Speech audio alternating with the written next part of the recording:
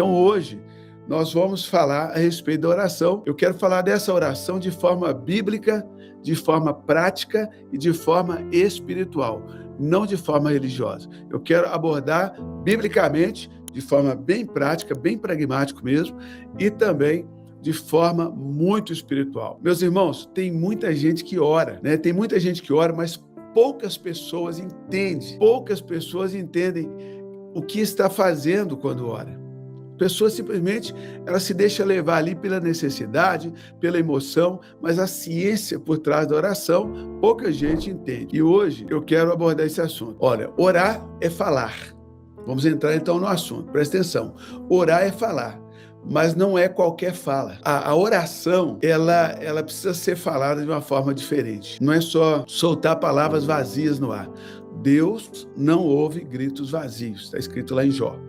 Então, a oração, nós não podemos confundir a oração com reclamação. Nós não podemos confundir, meus amados, a oração com desabafo. Tem gente que acha que está orando, está aí desabafando com Deus. Tem pessoas que acham que estão orando, elas estão reclamando do problema. A oração não pode se confundir com uma competição espiritual, quem ora mais, quem é mais espiritual. A Bíblia, ela trata a oração como um alinhamento com o que Deus já falou. Então, ela escreve para mim aí o seguinte nos comentários: a oração é um alinhamento do que eu estou falando com aquilo que Deus já falou. Isso é oração. O homologeu, né, no grego. É a homologação, é a concordância. Orar é entrar em concordância com Deus. É entrar em concordância com aquilo que Deus já falou. Isso é a oração. Não é só saindo, falando coisas soltas. Ai, meu Deus, isso, aquilo. Isso é reclamação. É um chorume da alma. A verdadeira oração é uma homologação daquilo que Deus já falou. Então, existem diversos tipos de oração descrita na Bíblia. Cada oração ela tem um propósito. Lá em Efésios, capítulo 6, versículo 18, abre aspas, com toda oração e súplica, fecha aspas. Então, a palavra de Deus, ela apresenta diversas expressões de oração. A súplica é um tipo de oração, é um pedido humilde. Uma pessoa que está suplicando, como o cego, né? Ó filho de Davi, tem compaixão de mim. Não era uma oração, era uma súplica. Nós temos também a intercessão. A intercessão é quando você ora por outra pessoa ou por uma outra causa. Quem se lembra da escola, do colégio, vai lembrar da intercessão na matemática. O que é a intercessão na matemática? Você tem o conjunto A e o conjunto B.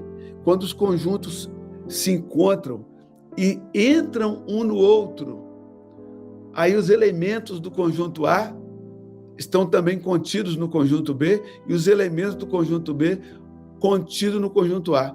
Essa terceira via que forma no meio é a intercessão. Então a gente já viu, tem a súplica, a intercessão, ações de graça, é um tipo de oração de agradecimento, tem a oração de concordância, a homologação, e tem a oração profética, que é a declaração daquilo que Deus já falou. Você está profetizando. Você não está pedindo, você está, na verdade, mandando, determinando. Não mandando porque você é o manda-chuva, a manda-chuva. Você está mandando porque Deus já mandou. Você só está repetindo a ordem e ordenando que ela se cumpra, que ela se alinhe com aquele que deu a ordem, que é o céu. Então, o propósito espiritual que a gente precisa colocar no coração, nós não podemos confundir os tipos de oração, porque se a gente confundir os tipos de oração, isso vai gerar uma frustração espiritual, porque não vai funcionar. Para funcionar, você tem que saber o que você está fazendo. Escreve para mim aí nos comentários o seguinte: nem toda oração pede, algumas orações estabelecem. Agora, se isso está fazendo sentido para você até aqui, se o que eu estou falando faz sentido para você, dá uma curtida no vídeo aí, dá um joinha. Segundo ponto que eu quero abordar é que a oração, ela não é uma competição, a oração é uma concordância. Oração não é uma competição, ela é uma concordância. Quero falar também a respeito da súplica e da profecia. Lá em Mateus, capítulo 6, versículo 7, está escrito, abre aspas, para o nosso Senhor Jesus, não useis de vãs repetições, fecha aspas. Os gentios, pessoas sem Deus, elas acham que pelo muito falar serão ouvidas. Não é ficar falando toda hora a mesma coisa, é a convicção. É entender o tipo certo de oração e orar com convicção. Convicção no quê? Na minha própria fé? Não. Convicção na palavra de Deus, naquilo que Deus já estabeleceu. É orar aquilo que Deus disse, é entrar em concordância com aquilo que Deus já falou. Então, o que faz uma oração funcionar não é ficar repetindo a mesma oração. O que você deve repetir, então? A confissão da palavra. Aí você deve repetir centenas, milhares de vezes até a verdade da palavra entrar no seu coração. Agora, a oração você não precisa ficar repetindo. Você ora e depois você começa a entrar nas ações de graças, nas atitudes de gratidão. Quer dar uma oferta representando aquela oração, é dar uma cesta básica para uma pessoa necessitada, Senhor, lembra-te daquela oração. É ajudar alguém que está em dificuldade, Senhor, lembra da minha oração, lembra dessa de CDK e atende, meu Deus, a minha oração. Então, não adianta ficar repetindo, achando que pelo muito falar você será ouvido. Não, você é ouvido quando a sua oração ela tem substância. Amém?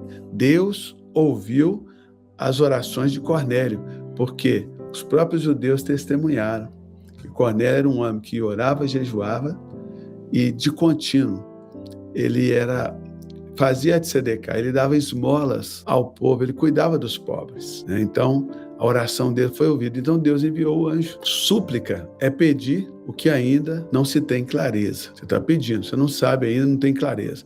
Agora, oração profética é concordar com o que Deus já declarou. É totalmente diferente. Uma coisa é eu pedir algo que eu não sei como, nem quando, nem onde. Outra coisa é eu ler na palavra e eu vou orar aquilo, eu vou declarar.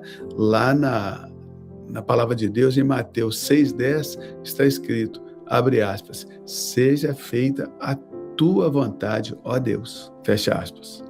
Então, não é gritar mais alto que vai fazer a coisa se resolver. Não é gritar mais alto, é alinhar mais fundo em Deus.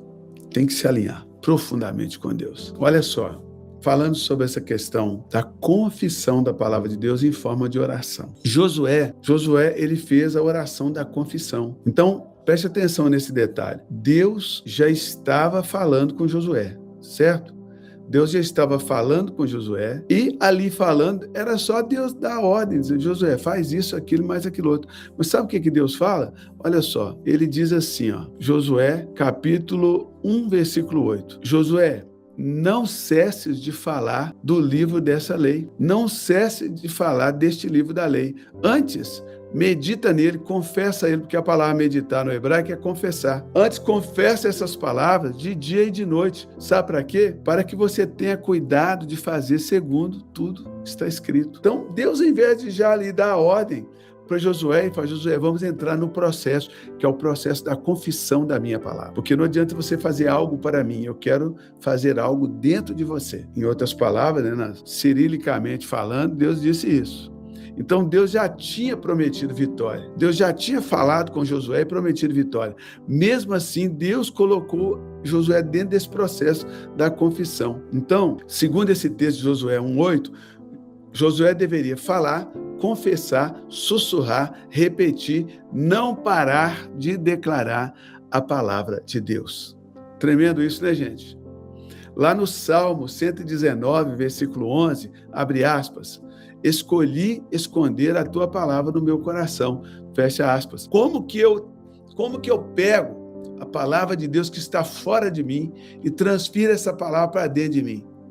Confissão dos lábios. Inclusive, para Jesus entrar no nosso coração, nós precisamos confessar, declarar que Jesus Cristo é o Senhor. É a logística espiritual que Deus definiu que a palavra dele, a realidade do reino vai entrar dentro de nós, através da confissão dos nossos lábios. Amém, gente? O meu louvor é fruto de lábios que confessam o seu nome. Então, o sucesso bíblico, ele passa pela nossa boca, ele passa pelo nosso coração e passa pela nossa mente. Passa pela boca, pelo coração e pela mente. Se você quer consolidar algo de Deus na sua vida, teremos que confessar. Amém, pessoal? Amém? Quando a gente confessa, aí acontece uma transformação cerebral, chamada neuroplasticidade. A ciência chama de neuroplasticidade. Quando você confessa, declara algo, o seu cérebro é transformado. Romanos capítulo 12, verso 2, está escrito, abre aspas, transformai-vos pela renovação da vossa mente, fecha aspas. Então, para a mente ser renovada, ela será renovada pela palavra de Deus. Quando nós repetimos a palavra, então, os novos caminhos mentais são formados aqui dentro da nossa cabeça. Quando nós repetimos a palavra de Deus, antigos padrões, eles vão sendo enfraquecidos e esses novos caminhos mentais vão sendo fortalecidos. Quando eu repito a palavra de Deus, o meu cérebro aprende um novo rumo, um novo caminho. É como se estivesse abrindo uma estrada nova dentro do meu cérebro. Se isso não acontecer, eu vou acabar andando na mesma estrada do passado. A palavra de Deus, ela cria memória espiritual, ela cria essa estrutura interior dentro de nós. O judeu religioso, ele tem o hábito de declarar a lei, a Torá, todos os dias, manhã, tarde e noite. Lembra que o salmista Davi, ele escreve no salmo o seguinte: 3 vezes no dia eu te louvo. Como é que o judeu louva o Senhor? Recitando a lei do Senhor. Então, o judeu declara a palavra pela manhã, no meio do dia, e à noite, que é o início do novo dia, final de um dia, o início do outro. Isso não é misticismo, querido. Isso é disciplina, é treinamento espiritual, é treinamento mental. A palavra de Deus é ferramenta de Deus para treinar a nossa mente, para retreinar a nossa mente, reprogramar a nossa mente. Nós precisamos reprogramar a nossa mente através da Bíblia, da palavra de Deus. Quem não governa a própria fala será governado pela circunstância. Se você não entender, não tomar controle da língua, daquilo que você fala, as circunstâncias vão governar você. Porque tem gente que, quando vai orar, fala mais da desgraça do que da graça. Ela fala mais da situação dela do que da realidade que vai mudar aquela situação, que é a palavra de Deus. É só reclamação. Isso não é oração, isso é murmuração, é reclamação, é desabafo, é medo espiritual, é medo natural, tanta coisa, né? Então, meus amados, quem declara a palavra, governa o dia. Se você acordar de manhã já declarando a palavra de Deus, você vai governar naquele dia.